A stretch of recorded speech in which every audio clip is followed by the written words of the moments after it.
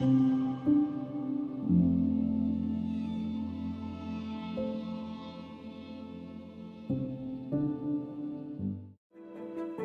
joined the Army Reserve in '88 and have been there ever since.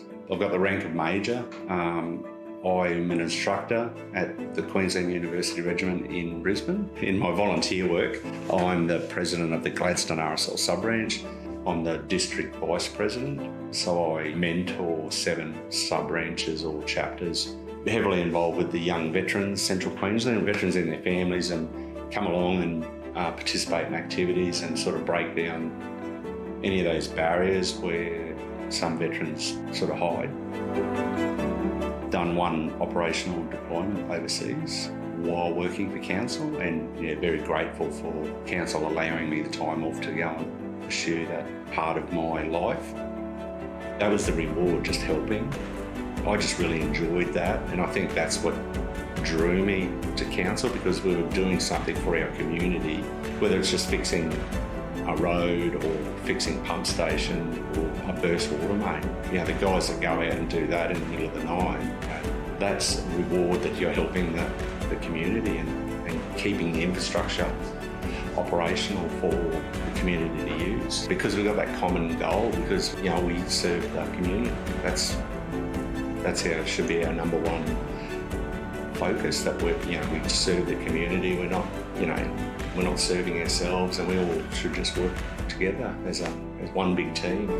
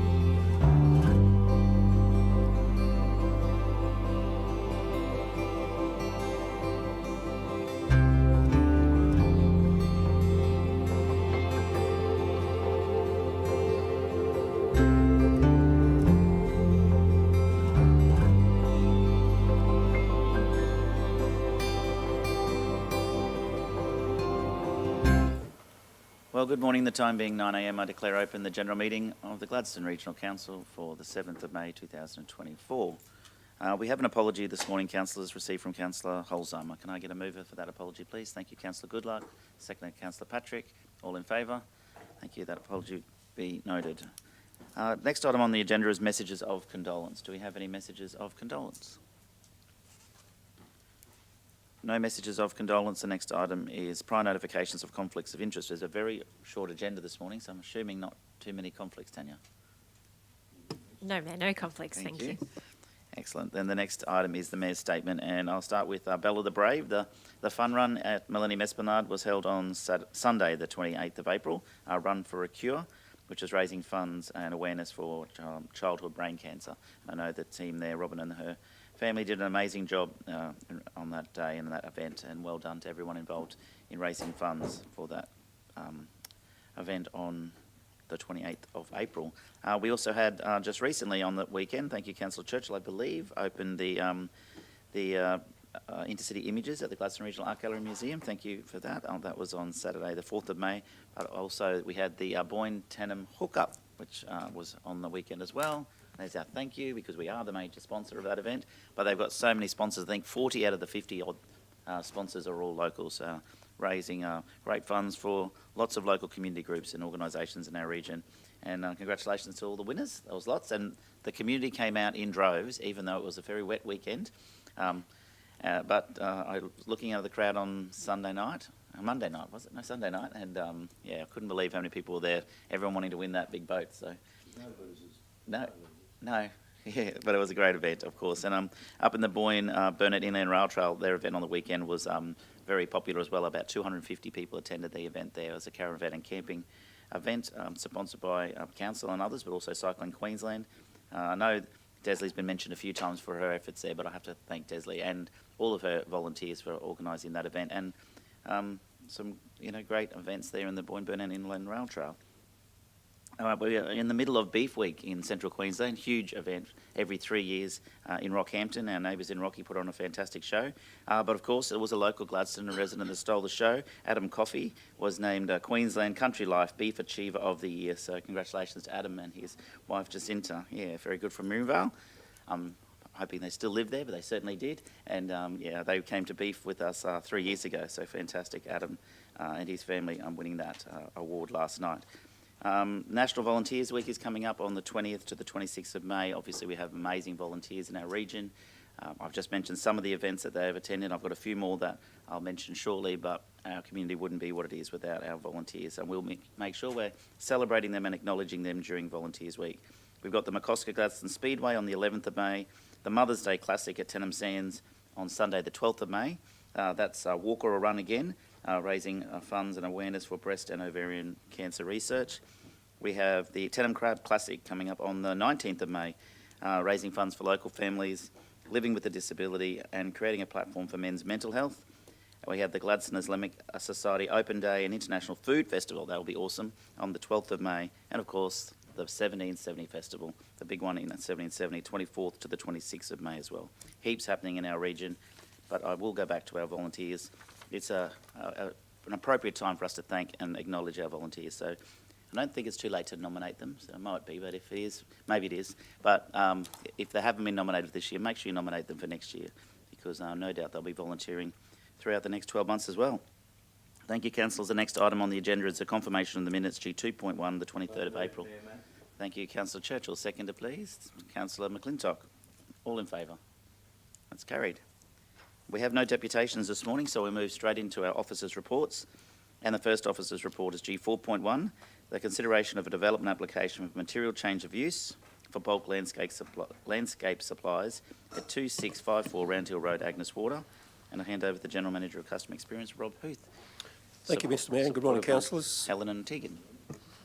DDA 42/2023 was lodged with Council following the issuing of a show cause notice in June 2023 for operating without a development approval. The proposal is considered impact accessible within the residential zone, and 10 submissions were lodged, 9 submissions being properly made. Officers have assessed the application and deemed it not to comply with the planning scheme, and in addition there was insufficient information provided in the application to assess compliance. For this reason, the officer's recommendation is to refuse the application for the reasons outlined in the report. Helen Robinson, Manager of Development Services, and Tegan, Principal Planner, to answer any questions you may have. Tegan McDonald. Thank you, councillors. Questions to General Manager or to our officers, please. Councillor Churchill. Yeah, thanks very much for that, Mayor Matt. Thank you. A very comprehensive report, and thank you very much for giving us a greater insight. And I understand exactly where you're coming from, but I've got a couple of pertinent questions that maybe just to try and clarify it in my own mind, in understanding, I suppose, from the past development approvals of how that can come about. But are we doing anything to help the applicant in any way to get them to understand what their requirements are? Because from my understanding, and correct me if I'm wrong, that anyone that's going into business can appropriately approach council, approach yourselves as the experts, to have what is known as a pre-lodgement meeting, and to get them to understand a greater understanding of what the requirements are and what the necessities are from a local government and from the Gladstone Regional Council perspective. So I'd just like to understand Have we done anything to help them? Or are we doing anything to help them? Can we help them? Yes, good question, Councillor Churchill. The applicant was part of a pre-lodgement meeting that was undertaken as part of the application process for this development. In addition to that, in our pre-lodgement minutes, we set out the likely reports required and the likely level of information required for us to be able to justify approving a development like this that's effectively in the incorrect zone. So that was well set out in the pre-lodgement minutes that was sent to the applicant some time ago. In terms of helping, we're at a point with this development that we've issued show cause notices and there's a current appeal afoot. So the applicant has actually appealed council's notices against them. The application process is part of that, and now the determination as a result of that, the current appeal process will continue based on the decision that will be made here today. Okay, that understand. Yeah, that clarifies that particular point for me. And look, I understand the economic impact that this is going to have because they employ people as well. But that said, from my information, that the Caulfield Industrial Estate itself in its entirety, and again, correct me if I'm wrong, but it's the inquiring mind to be able to find out that they've been in the process of obtaining a development approval for them to be able to operate. Is that the case, or is it individual development approvals that occur? Each site has its own application. So the entire industrial estate has a development approval, or it's in the process of getting an... It had a subdivision approval, which approved the subdivision, but there's no encompassing approval that covers each lot as far as the material change of use is concerned. Is that what you mean? Sorry. Yeah, that's what I mean. Yeah. And that one's Okay. lapsed.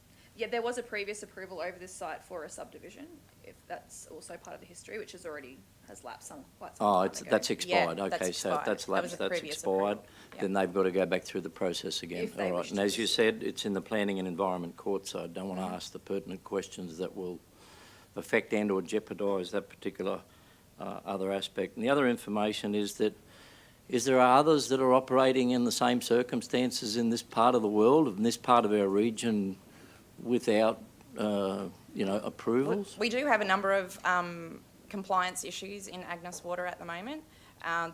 In relation to landscape supplies, probably the one that springs to mind is the one on Round Hill Road, just adjoining the site, 2662 Round Hill Road. And that operation has been, it's sort of evolved over time, and so the trigger for the application is more of an increase in scale.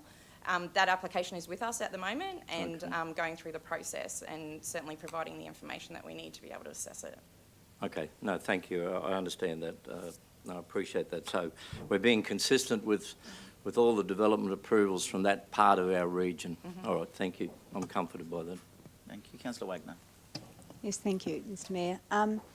Just curious, with the proposed changes to the planning scheme, is there any plans for this to be rezoned? You can answer. You go. Thank you. You're the lead. Thank you. So I think it's probably premature to say proposed changes to the planning scheme. We're not at a point yet where we've made any determination as to if or what changes may be made to the planning scheme. Certainly if there is, intent or requirement from, say, population growth or demand to have more industrial zoned land in Agnes, that's something that we will investigate separately. But we're certainly not at a point where we would say, oh, this site and this site and this site would be rezoned as part of any planning scheme amendment. That's too premature to make that sort of prediction at this point in time. Yeah, thank you for that. And also, is it the adjacent land, not where the residents are, so probably on the, I'm just wondering, is it zoned light industrial or something? So the maroon coloured land is all zoned rural residential. Yeah. The light purple is zoned light industry. And then the yellow there is community purpose. Does that So what's that buffer between where they are and the light industry? So it's a road reserve. That's unconstructed road reserve. So there is no zone for that because it's a road reserve. So it's fair to say that this, the people who have this property, that they cleared it at some point without... Certainly. Yep. And I would have thought there would have been tree clearing requirements or something, perhaps. Most likely in there. earthworks triggers. 100 cubic metres yeah. is generally the trigger for requiring operational works. And there is figures in the report that detail some aerial imagery that shows where we are perceiving that some of that work has occurred. I noticed in the report too, and thank you, it is a comprehensive report, where is it fair to say that we've been back a few times and said, hey, you have to do this, you have to change that, or... Correct, yes, yeah. So as part of the compliance issue, which is what has occurred first, with the show cause and enforce notice, and then the subsequent pre-lodgement, you've got your lodgement of the application that we're talking about today, an information request, we've had meetings of further advice, so there's been many, I guess, conversations over the last probably 18 months with various matters. Okay, and have they complied with any of those at all? I noticed that they moved some of the processing off-site or reduced it. Yes, so a lot of the compliance action was born from complaints from adjoining owners to do with noise and traffic impacts, and the councillors would have seen the submissions that really detail that far more than I'll go into right now. Essentially, we fed that back to the owner of the site and the operator on the site, and they have taken some steps to mitigate or reduce some of those particular actions. That, I guess, calls into question, and the report details that as to what the actual end operation is wanting to be for this particular approval or application, in that what they were operating at and what the application material was showing was not the same, and we were looking for that clarification or understanding as to what exactly are they wanting to operate on site in that regard, and that has not been forthcoming particularly. So in principle, if these people had complied with those, there would be every opportunity for that to have been approved? Potentially, and councillors would see a lot of the reasons for refusal talk about that we just don't have the evidence to justify compliance with the planning scheme in a lot of those matters. We need to remember also that we're actually in the rural residential zone. So we're effectively, the first hurdle is we're in the wrong zone. The next hurdle is then what things are you going to do to mitigate the impacts of that particular use being operating in the incorrect zone? And that's the material that hasn't justified that departure, the justification for us to depart from what the planning scheme sees the rural res zone being used for. So I would think that if they were to change that, there would be buffers and offsets and that sort of thing too. I did notice in the report too there was a different access to the site. Would that be right? No, it's the It's same. always Maybe. been from the end of Caulfield. Oh, okay. What was, I guess, missing is, yes, those air quality, the noise, the traffic, those types of mitigation reports that say, you know, this is the operation, this is the impact, this is what we're going to do to, I guess, minimise it. Another key piece when Helen's referring to, you know, the zone being in conflict with this use is that the zone does talk about the ability to support non-residential uses on the site, provided that they're catering to day-to-day needs of the residents of the community. And that's another key piece that we just don't have a significant justification or evidence provided by the applicant to justify that that is what this operation is doing. And again, that's about more low-key type uses that support the Agnes Township. It's not about a wider reaching, larger scale type use. Yep. Okay, thank you very much. Thank you, Councillor Goodluck, then Councillor McClintock. Thanks, Mr Mayor. Thanks, Rob, Helen, Tegan. Just for clarification, the appeal that's currently in the Planning and Environment Court, that is appeal against our enforcement notice to stop, enforce compliance to stop operations. Correct. So, what's the implications of that, whichever way it goes? So if it's upheld today, and then therefore subject to what happens in the court, that means they'll have to cease operations. That's correct? Yeah. And then, as you rightly point out, a large part of the recommendation today is based on the fact that there's just lacking information. It seems to me that council has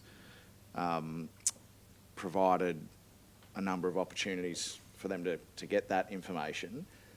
If this application if the recommendation here today is supported, does that stop them from submitting a new application in the future? So that's still an option for them should they get that information. Yeah, definitely. And if council choose to uphold the officer's recommendation, it is still able to be appealed. The decision of this decision today can also be appealed. So potentially you could have the enforcement notice matter afoot and also an appeal against the decision. And correct me if I'm wrong, but the first we were notified of the operations of this was by complaints from Correct. community members. And obviously there's a business operating there.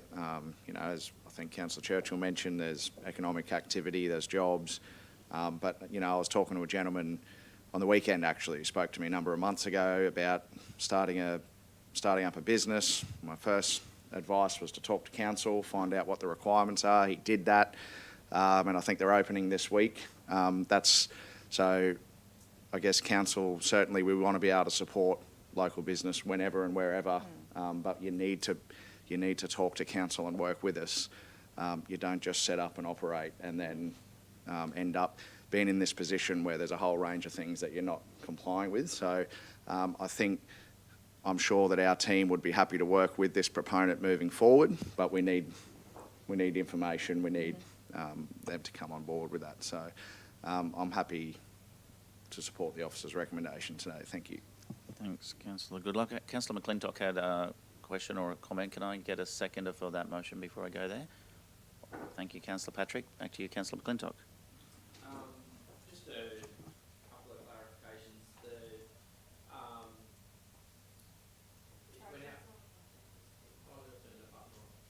Probably should do that. The public notification was done in February, I believe. Sorry, the dates are there, somewhere in there. I was just trying to find it before. Was that where there was 10 submissions were put through that time? Correct. And can you just give a little bit of clarification as to how many were positively geared and how many were against that application? Is that something you can provide? Yes, certainly, and the submissions were all attached to the report. Yeah, I as could only well. find 3, but I might have been So looking on the spot. quite significant. Just keep going. Yeah, Yeah, there was a lot in there. It was quite a lot. I guess I'm asking for your summary of what No, I read that's for about fine. an hour and a half there. Yes, no, that's fine. There was probably, I'd say, 2 or 3 in support that were very brief, and then the rest were quite extensive and not supportive. Okay, cool. And it's my understanding, or my interpretation, I guess, is that image we had up there before is the road reserve going around that bottom there is potentially for the relocation of Round Hill Road to go through that there, which would Yes. then put them on the wrong side of the road for the light industrial. Is that why we're not? It's a historic road reserve, so very typical for there to be a lot of road reserves that are unconstructed in the region that were put in place at some point in the past, usually quite some time ago before modern vehicles existed. So it's very unlikely, and our liaison with the asset planning team have indicated that there's no intent to relocate Round Hill Road through that particular piece at all. In fact, it would be very difficult to do because of the terrain, and there's a waterway through there and whatnot. So it's essentially an unconstructed road reserve, and at this point, for the foreseeable future, would continue to be. Other than a cul-de-sac head, which was part of their proposal to access their site particularly. I think most of my other questions have been asked, so thank you. Thank you, Councillor Churchill. Yeah, thanks very much for that, Mayor Matt. Just an extension of where Councillor Wagner was coming from in relation to the planning scheme. And I'm well aware you've indicated, or you articulated that on page 8 of your report, where the Planning and Environment Court requesting the court to allow the operation of the Agnes Code while the present DA was under assessment. And to date, the case is active and being processed by Council's planning and legal team in accordance with the Planning and Environment Court rules. I think my question, to try and keep it as simple as possible, and regarding the unlawful operations, in your professional opinion, is this type of operation in the wrong location? Yes. As it has been operating, yes. It's in the wrong location. Yeah, the planning scheme sets out the suitable zones for this type of use, and it's not the rural residential zone. Yeah, I know I don't want to compare apples and apples and whatever. So are the other ones without approval, are they operating in the wrong locations too? In regard to basic planning scheme zone and use, correct. However, it's very important to note that the other operation that's currently also has compliance action afoot is not to the same scale as this. Okay, all right, now, okay, greater understanding, I suppose. I'm not sure whether Councillor Wagner was heading in that direction, but with this new planning scheme that comes in place, we need to make sure that there's full enforcement beforehand rather than the aftermath of other planning schemes. Yeah, unfortunately, regardless of the planning scheme, that doesn't stop people doing the wrong thing. Right, thank you. I would love it too, though. Thank you very much. I got Councillor McClintock, and then if there's no further questions, we might put the motion. Oh, sorry, then Councillor Muscat. Probably further to Councillor Churchill's comment earlier was just clarifying, as part of that process that has been quite ongoing, obviously, with this particular applicant, have we suggested some other locations that are perhaps more beneficial, and are we helping in that process, or are we sort of just operating on this one particular area, or do we have a process in place to help them get into somewhere else?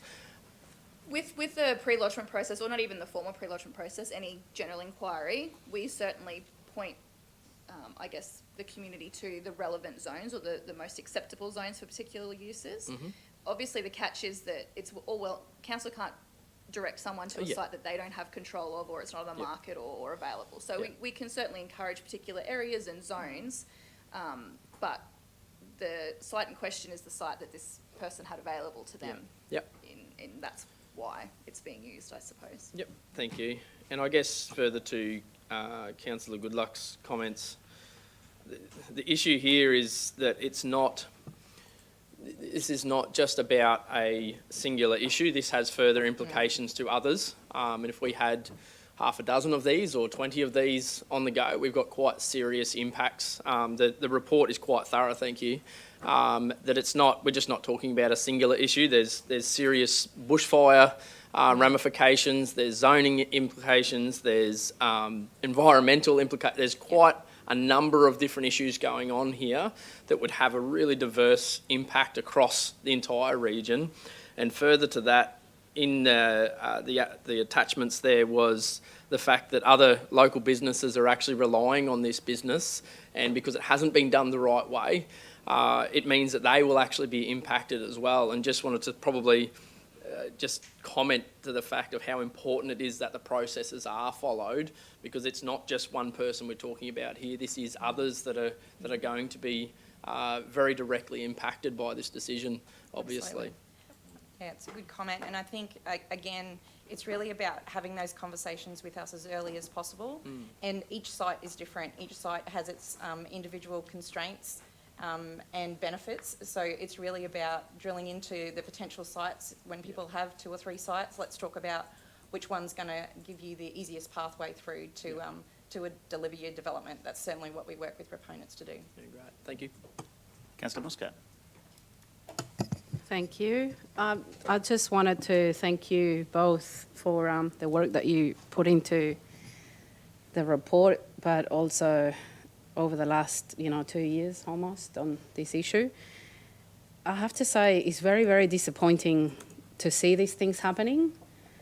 To me, I understand before I go into that, I wanted to also thank the people that put in submissions. They were very, there's a couple, there's especially one that is very long and very thorough. And also thank the people that have supported the application. It's always nice to see people that are taking an interest and want to get involved. I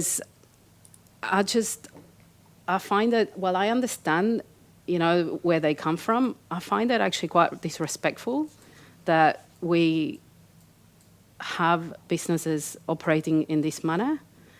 It is obviously, if you're not going to go and do the same things that are required from other businesses, well, your costs are going to be lower. Yes, you're going to be able to provide cheaper supplies. You're going to be able to not have the same basis in which you will compete with others too. So while it is sad in a way that we might miss some kind of economic activity, it is not fair for anyone else in the region to have businesses operating with little or no regard to what we have said for the rules that we have set for the benefit of this community. So the disregard for neighbours, for other businesses, and for what we want this region to be, and our community want this region to be, is very disappointing. So, and while I guess that's why, we have people in council to try to protect those things from happening. I just want the community to understand that we spend a lot of time, and it's not because we don't want to have businesses operating successfully. It's because it is part of how we set our community to flourish and to succeed with the different people and the different sectors that operate within it. So I thank you again for the report, and I'm 100% supportive of your recommendation. Thank you. Thank you. Before I put the motion, just a question for me on the wording. It's just it's wording. It's no big issue, but I just noticed it says the recommendation is recommended for refusal, which sounds sense, but normally this would say, and correct me if I'm wrong, I know that we've been through that many planning schemes over the years, it would say be approved or be refused, and just the fact that it says a recommendation is recommended for refusal, that's fine terminology. Helen, do you normally write it like that? Yeah, we are. This is a new template, so good pick up. But Yeah, sorry. I've seen a lot of planning applications over the years, and that wording is different. I don't see a problem with it. Perhaps if we just say is refused on the following grounds. Yeah. Okay. That's If fine. we And take that amend recommended for. the recommendation to Yeah, that. Yeah, that's fine. what I would have thought. Jay. Okay, so mover and seconder, Councillor Goodluck and Councillor Patrick, are you happy with that amendment? Same outcome? Okay. I don't need to move or second that anymore, do I? An amendment to that? It's just wording. Tanya, For what an would you like? amendment, yes, it's Okay. been seconded. Can the mover and the seconder amend that motion as, or, yeah? Councillor Patrick, sorry, Councillor Goodluck, you happy to amend that? Councillor Patrick, you're happy to second the amendment? I'm going to put the amendment, all in favour? I hate these new rules. Carried. Now I'm going to put the motion, which is the amendment. We've done this twice in 2 weeks. Two in 2 weeks, yeah. No further discussion on this. The motion is now the amendment. All in favour? Motion is carried. Thank you. Thank you, Helen. Thank you, Rob. Thank you, Tegan. All right, councillors. The next item on the agenda is G 4.2, councillor attendance at the. Oh, welcome, Eric. At the 2024 Developing Northern Australia Conference, and I welcome the Strategic Project Specialist, Erickson Noakes. Thank you, Eric. Good morning, councillors. This paper seeks approval to send councillor representation at the Developing Northern Australia Conference, which will be held in Karratha in August, Western Australia. Council has participated in the Developing Northern Australia Conference on a number of over a number of years now, and it's an important forum and important conversation and dialogue for council to be a part of, given the policy influence that the Gladstone region and the Northern Australia Conference agenda presents this council. The Gladstone region is part of the catchment for the Developing Northern Australia Conference, and of which this council has advocated strongly for the Gladstone region to be included. Take the report as read, and happy to answer any questions. Thank you. Questions to Eric, please. Councillor McClintock. One's probably pretty generic, but can you just... No, I've done it again. Can you please just help us understand, it's obviously this is an investment and is a cost involved. Perhaps just highlight some of the ways that this will help us post this event and what outcomes we're hoping to get from this expenditure. Thank you, Councillor. That's a really good question.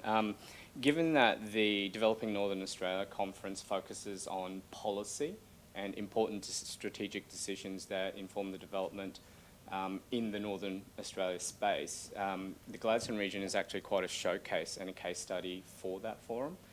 And given the traction and work that we're doing in the renewable energy transition and the economy transition in general, it's important for us to be able to showcase the Gladstone region in that forum.